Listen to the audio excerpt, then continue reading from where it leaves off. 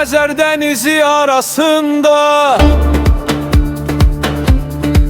Türkmen yeli eser sinelerden, Qəlbimin tumurcuğu gözümün bağı Odur əziz yurdumun dağları Təkey umut göklən tayfaları bir yerde gider Ahal elleriyle meydanda birleşer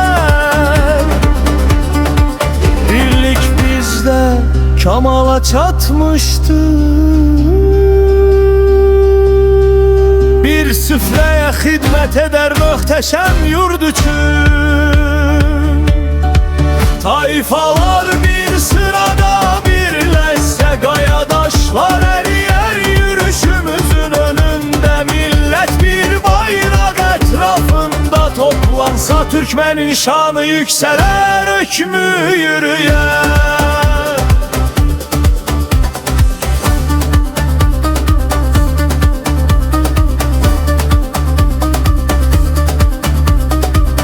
Döyüşte iradesi sınmayan bir eldir Aslan kimi yiğitleriyle ayağa kalkar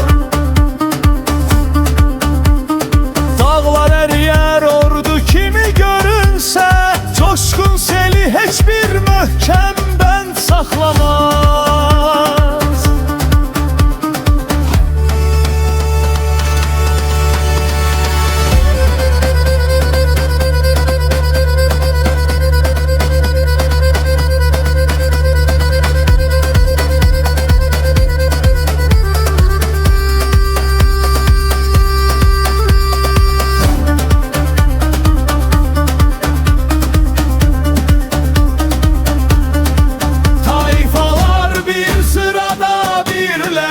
Gayadaşlar eriyer yürüyüşümüzün önünde Millet bir bayrak etrafında toplansa Türkmenin şanı yükseler, hükmü yürüyer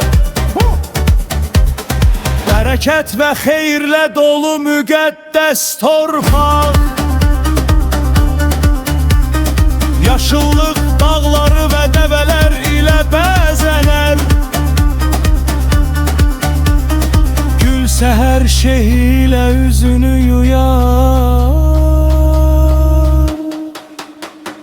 Otlaqlar təzə ümidlə gözəlləşər Tayfalar bir sırada birləşsə Gayadaşlar eriyer yürüyüşümüzün önünde Millet bir bayrak etrafında toplansa Türkmenin şanı yükseler, hükmü yürüyer